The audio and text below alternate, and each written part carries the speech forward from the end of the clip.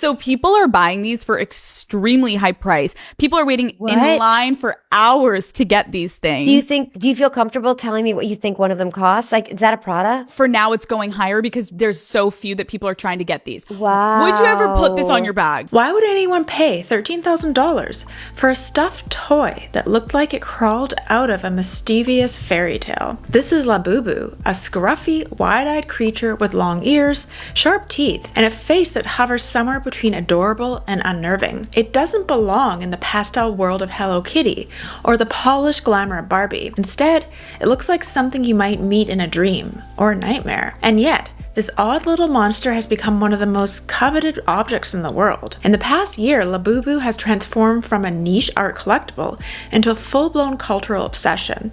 No longer confined to the shelves of designer toy stores, it's now clutched in the arms of K-pop idols, supermodels, and Hollywood actresses. Fans camp outside Pop Mart drops overnight. Online raffles sell in seconds. Auctions climb into the tens of thousands for a plushie.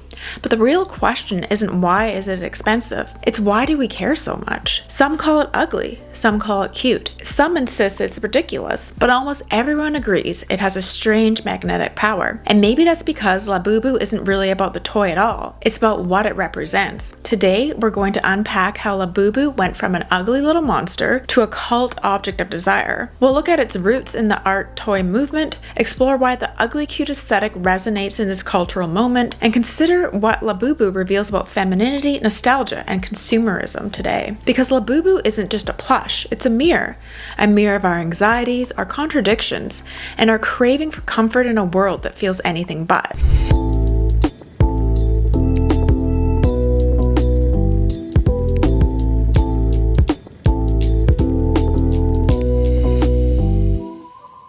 Chapter 1. From Toy Shelf to Cult Object. Labubu began as the creation of Hong Kong illustrator Ka-Sing Lung, an artist known for his whimsical, slightly eerie storytelling. His world, The Monsters, is populated by creatures that look as though they've stumbled out of an unfinished fairy tale. Part childlike imagination, part fever dream. Among them, Labubu quickly stood out. With its wild tufts of hair, enormous eyes, and rabbit-like ears, and sharp little fangs, Labubu was never meant to be conventionally adorable. Unlike the soft roundness of Sanrio mascots or the polished glamour of Barbie, Labubu carried an unsettling edge. It was cute, yes, but also chaotic.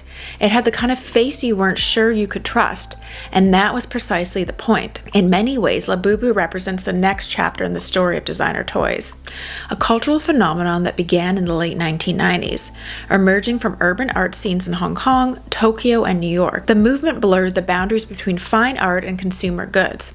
Instead of paintings on gallery walls, artists began producing vinyl figurines, plushes, and collectibles that could be sold at a fraction of the price that carried the same aura of exclusivity. Brands like Kid Robot and Medicom Toy pioneered the shift, collaborating with graffiti artists, streetwear designers, and musicians. Their creations weren't mass-market toys, they were limited edition artifacts, each drop sparking lines of fans who treated the purchase less like shopping and more like a pilgrimage. Labubu fits this lineage perfectly.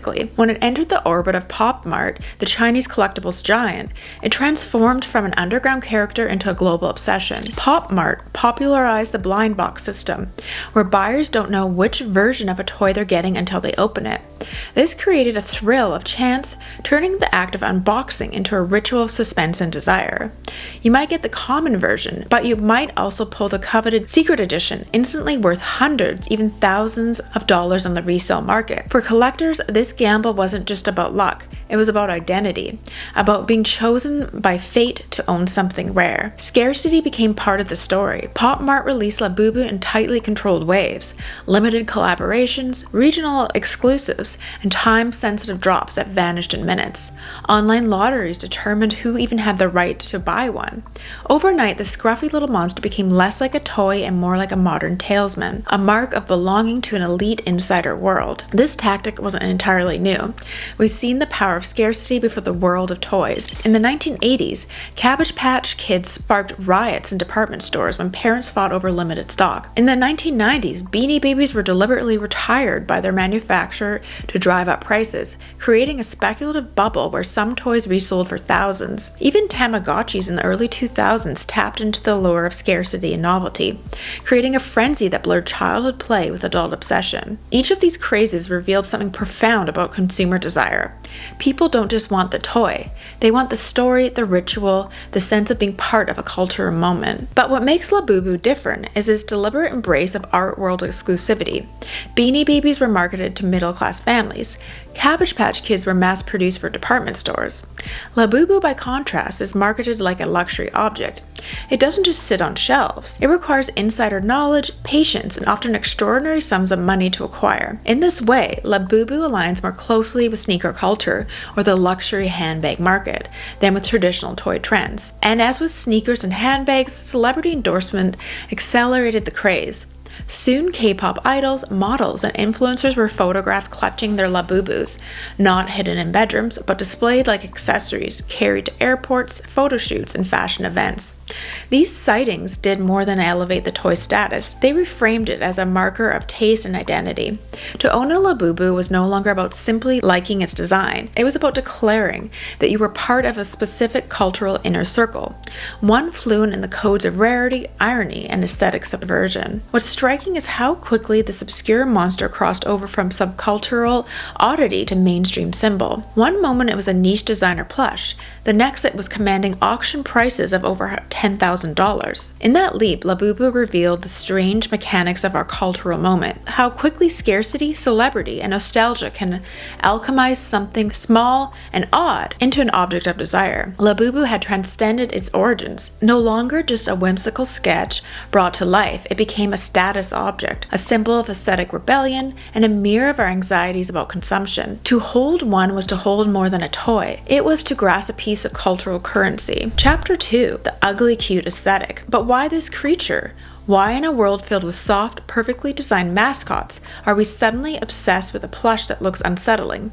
Labubu doesn't have the pastel cheerfulness of Hello Kitty, the comforting roundness of Winnie the Pooh, or the aspirational glamour of Barbie. It's messy, sharp toothed, and vaguely threatening. And yet, that very strangeness is the heart of its appeal. The answer lies in a cultural fascination with what we might call ugly cute, a category of characters, toys, and creatures that thrive on contradiction. They're designed to make us ask, is this endearing or is it horrifying? Think of the Muppets with their bulbous eyes and flapping mouths, Jim Henson's creations that were deliberately grotesque yet deeply lovable, or the 1980s Gremlins, chaotic, destructive creatures that in their mogwai form were impossibly sweet, but once transformed became little monsters. Even the late 90s Furby, with its blinking eyes and eerie robotic coos, straddled the line between a toy and nightmare fuel. And let's not forget Shrek, who became one of the most beloved animated characters of all time, despite his green, ogreish skin and awkwardness.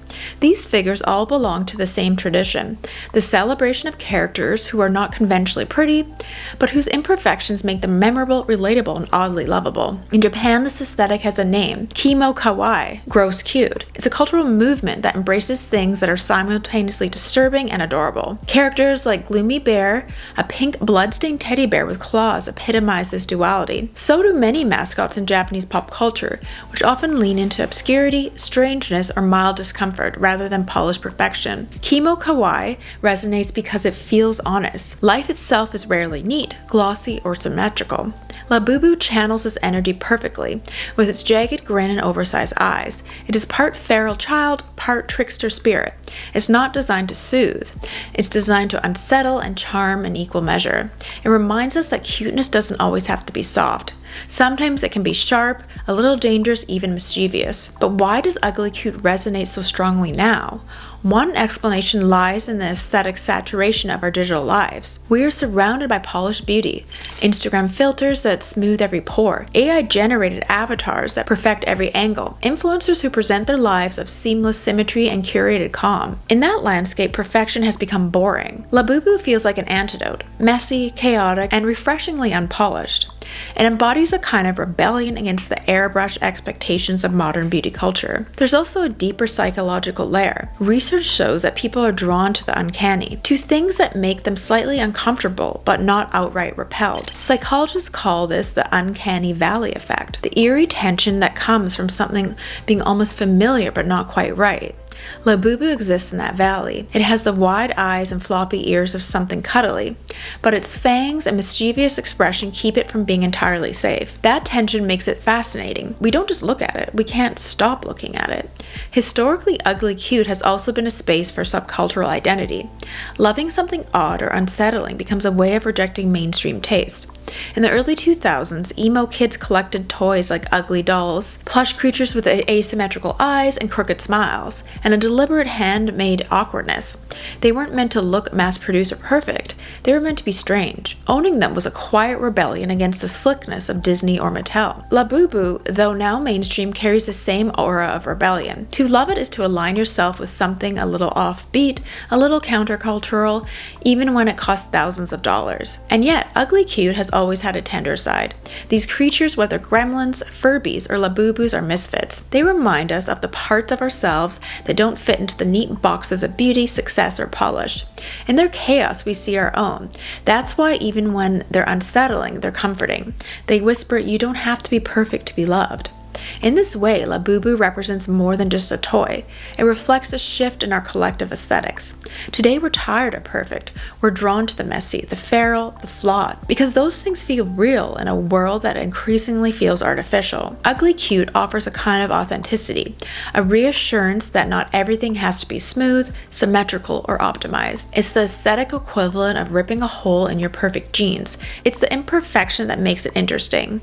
And Labubu, with its jagged grin and chaotic presence, is the perfect mascot for this moment. It's a plushie that bites back. It's a reminder that cuteness doesn't always have to mean softness. Sometimes the things we love most are the things that unsettle us, because they make us feel alive. Chapter 3. Collecting as Identity. Labubu isn't just a toy, it's a status symbol. The moment you see someone holding one, you know they've crossed a threshold most people can't. They didn't just stumble upon it at a toy aisle or click add to cart. To own a Labubu requires strategy, watching Pop Mart's release calendar, entering lotteries, staying up through midnight drops, and often spending staggering amounts on the resale market. The difficulty is the point. The scarcity doesn't just limit access, it transforms ownership into identity. In the 1990s, the world saw its first glimpse of toys as speculative objects of desire with Beanie Babies. These small, bean-filled animals were sold everywhere from gas stations to toy stores. But TY Inc. employed a simple trick, retiring certain designs. Overnight, a $5 plush became a $5,000 investment, with collectors hoarding closets full of them in the hopes of striking it rich. By the 2000s, it was webkins that reigned supreme, stuffed animals that doubled as keys to an online world. But webkins, like Beanie Babies, were a mass market phenomenon. Everyone can buy them. Exclusivity came later in the digital realm or through sheer quantity. Labubu, by contrast, is deliberately exclusive from the start and never pretended to be a toy for anyone. It doesn't just sit in toy aisles waiting to be picked up casually. It sits behind lotteries, blind boxes, and resale markets that test the patience and resources of would-be buyers. In this way, it resembles not a toy craze, but something closer to luxury fashion. A Hermes Birkin bag, for example, is not bought. It's earned through waitlist, sales histories, and sometimes insider connections. The difficulty itself becomes a filter, ensuring that ownership is never accidental, only deliberate. And this exclusivity creates a kind of secret society. Those who own a Labubu recognize another instantly, like members of an elite club. It's not just about having the money. It's about being in the know, understanding Pop Mart's drop culture, recognizing rare editions, and having the persistence to secure one places you in an inner circle. In the same way sneakerheads bond over Jordans or Yeezys, Labubu collectors form micro-communities, united not just by taste but by effort. The toy becomes a passport into belonging. It's no accident that Labubu is showing up in high fashion spaces. In recent years, fashion houses have increasingly leaned into toy culture, collaborating with artists like Kaz and Takahashi Murakami, and even Pokemon. The message is clear. Toys are no longer childish, they're art, they're fashion, they're statements. Labubu, with its mischievous grin and aura of exclusivity, fits seamlessly into this ecosystem. When celebrities carry it into airports or post it on Instagram, it's not presented as a plush, it's styled like an accessory, just as a luxury bag signals wealth and taste. Labubu signals cultural literacy and awkwardness of what's rare, coveted, and cool. This evolution reflects a broader truth about collecting. We collect to tell stories about ourselves.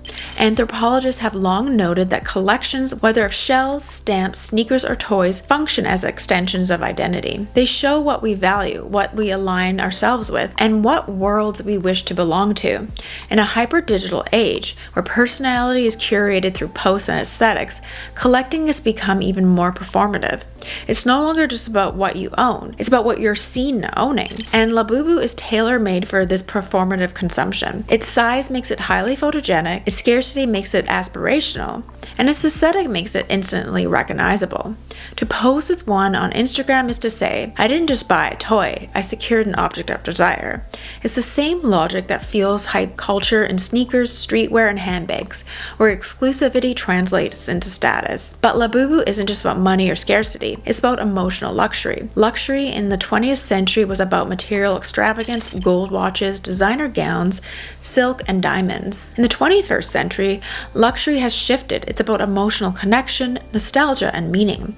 People are willing to spend on things that make them feel something, especially comfort in uncertain times.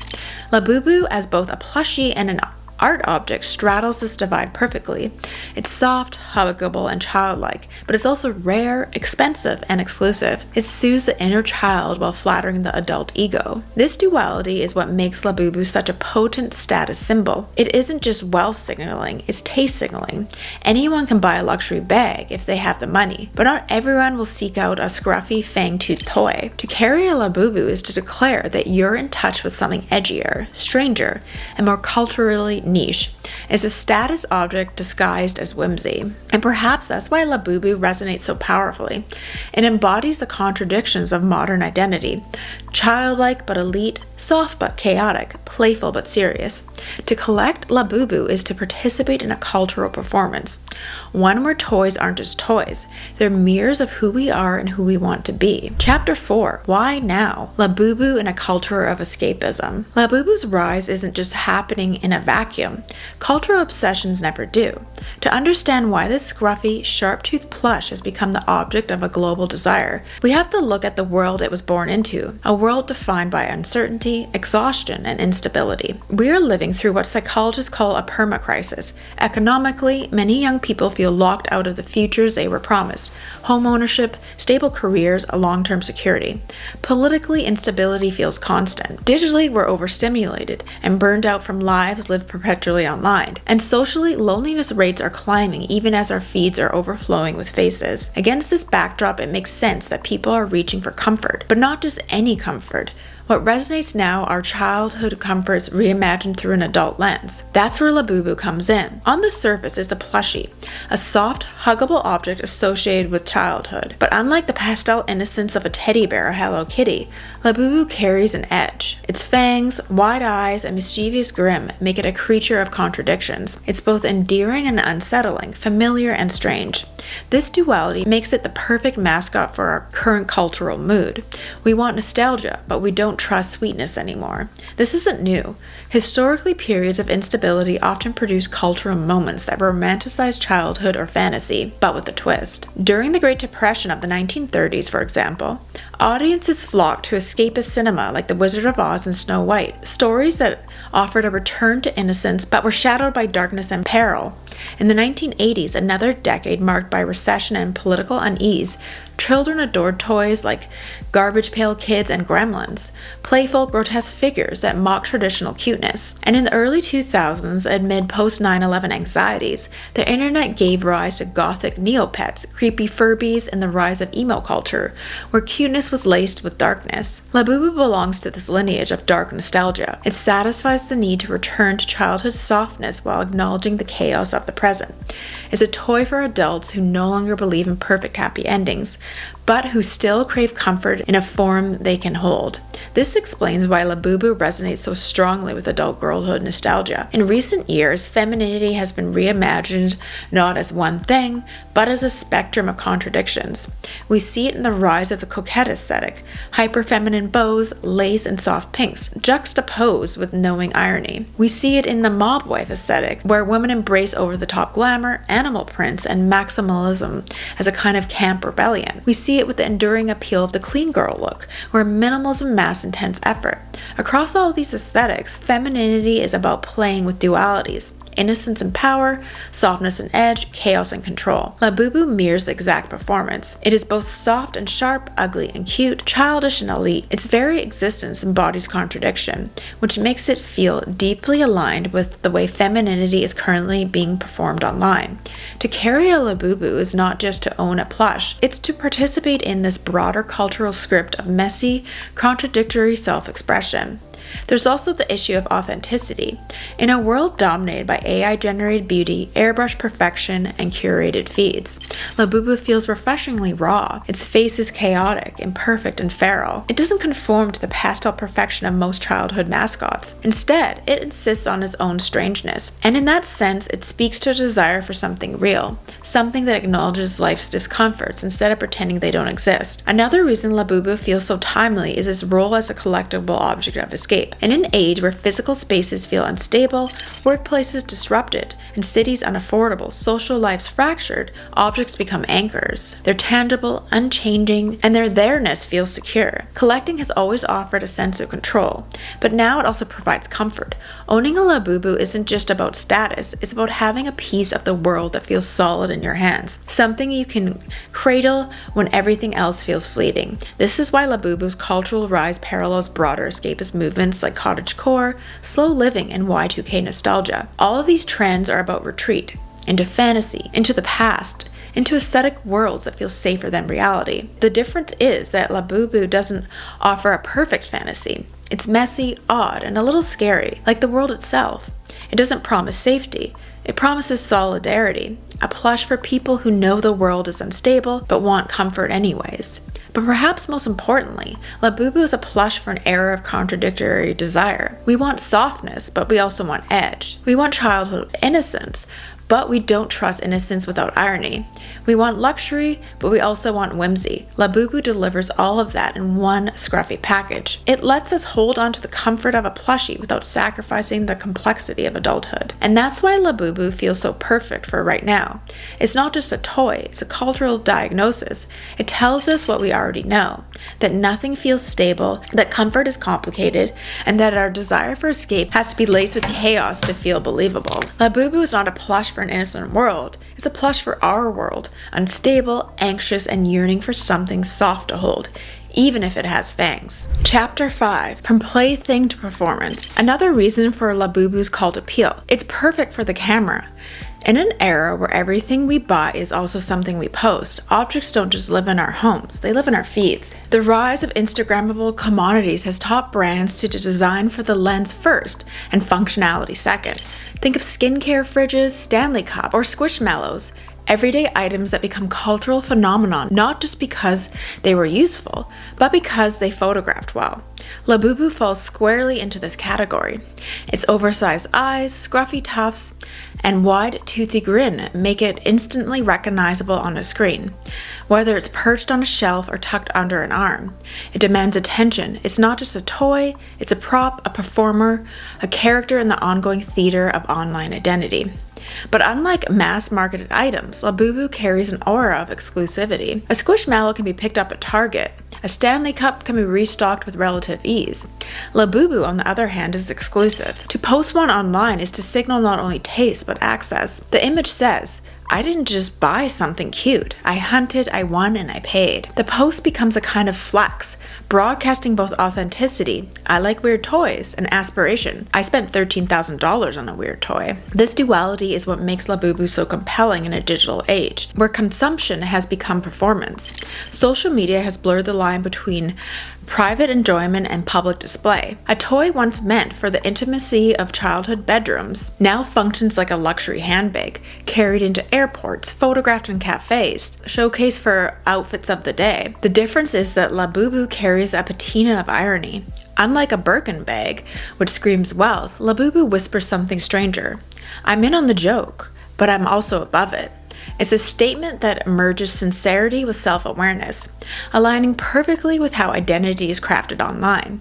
This is not without precedent. Historically, objects have always been used to signal identity. In the 18th century, aristocrats commissioned portraits holding books or instruments to showcase intellect and refinement. In the 1950s, suburban families displayed polished dining sets and appliances as proof of prosperity. In the 1990s, carrying the latest Beanie Baby or Tamagotchi marked you as plugged into cultural trends. But what's unique about Labubu is the way its display is mediated through the screen.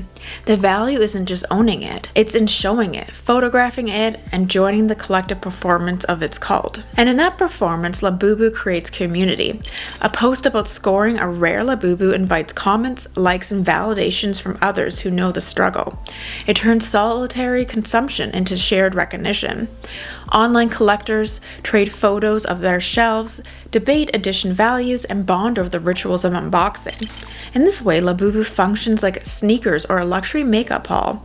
Ownership is much about belonging as it is about possession. The performance of having Labubu is also about the performance of being part of the Labubu world. The irony, of course, is that once made toys private and personal, the way we lived in messy bedrooms, were hugged to sleep, or carried around as comfort objects has now been inverted. Labubu is rarely just a personal plush. It's a public artifact. It doesn't just belong to you, it belongs to the algorithm. Every photo extends its aura. Every post keeps the cult alive. The act of cuddling it becomes content, and the act of owning it becomes marketing. And perhaps that's exactly why it resonates now. In a culture where identity is curated like a mood board, Labubu is a character that adds depth, texture, and contradiction to the aesthetic performance. A clean girl feed risks looking sterile. A Labubu on the shelf injects chaos. A luxury lifestyle can feel too polished. A Labubu in the same frame adds quirk. It's the same logic that made ironic t-shirts or chunky dad sneakers fashionable, objects that subvert taste while still performing it. Labubu is not simply a plush, it's a social signal disguised as whimsy. It says you're wealthy enough to afford luxury, strange enough to embrace the unconventional, and culturally literate enough to recognize an art toy phenomenon. In short, it's the perfect accessory for a digital age obsessed with self-branding. But what does this mean for the act of collecting itself? When the performance becomes a point, does private joy still matter? Perhaps this is Labubu's greatest paradox. It is on one level a comforting plush designed to be hugged. On another, it's a highly orchestrated prop in the theater of digital life. Most collectors will never treat it like a child's toy. They'll photograph it, display it, and protect it from damage, as though its true function isn't comfort but content. And yet, even in the performative cycle, there's something deeply human. Performance has always been part of consumption, and consumption has always been part of identity. What's different now is the scale of immediacy. A Labubu posted on Instagram can reach thousands of strangers within minutes, turning one's person's purchase into a collective cultural moment. In that way, Labubu is more than an object. It's an actor in a play we are all performing, where toys are no longer confined to childhood, but woven into the fabric of adult selfhood. Labubu's greatest power lies here, in its ability to live simultaneously as plush and prop, comfort and content, personal object and public symbol. It's not just something you own, it's something you perform, and performing it, you also perform yourself. Labubu may look like a mischievous little monster, a scruffy rabbit with two wide eyes, and a grin that feels almost dangerous, but its cultural rise tells us far more about ourselves than it does about toys. In just a few years, Labubu has transformed from a niche art collectible into a global cult object, sought after not just for its design, but for what it represents. It thrives on scarcity, where the difficulty of acquisition creates desire. It embodies the ugly cute aesthetic, reminding us that imperfection and strangeness are sometimes more magnetic than polished beauty. It has become a status symbol, functioning less as a plush and more as a marker of taste, access, and belonging. And it has evolved into a tool of performance, perfectly designed for the camera, where ownership isn't just private joy, but public flex. But beyond its surface appeal, Labubu also reveals the contradictions of our current cultural mood. We're living in a time defined by instability and digital burnout, where comfort feels urgent but innocence feels naive. Labubu is a perfect companion for this moment because it doesn't promise pure sweetness. Instead, it offers comfort with fangs, nostalgia laced with irony, childhood softness tempted by adult edge. It says, you can hold on to something tender without pretending the world isn't chaotic. And maybe that's why it resonates so powerfully. Labubu is not just a plush, it's a mirror. In its scruffy fur and unsettling smile, we see our own contradictions, our craving for softness in hard times, our longing for uniqueness in a world of sameness, our desire to both belong and stand apart. The question isn't really why people are paying thousands for a toy. The real question is, what need is Labubu fulfilling that nothing else can? Because Labubu isn't just a trend, it's a cultural diagnosis. A reminder that even in a hyper-digital, hyper-polished world, we still long for the messy, the imperfect, the strange. We don't just want things that look good, we want things that feel alive. So maybe the rise of Labubu isn't ridiculous at all. Maybe it's proof that deep down we're all still reaching for something soft to hold, something that comforts us not in spite of its flaws, but because of them. So let me know in the comments below, like, do any of you own a Labubu? I've never actually seen one in real life, but I kind of just caught on to this crazy trend that's going on, and it seemed like it kind of came out of nowhere. But it seems wild that people would want to pay so much for a stuffed animal, and just the whole status symbol behind it, like having it on your handbag, and just that's just so crazy how like everyone just decides to jump on a trend and kind of go with it, and then people get like insane about it too, like obsessed with them almost. So anyways, I thought it was interesting. Let me know your thoughts in the comments below, and thanks for watching.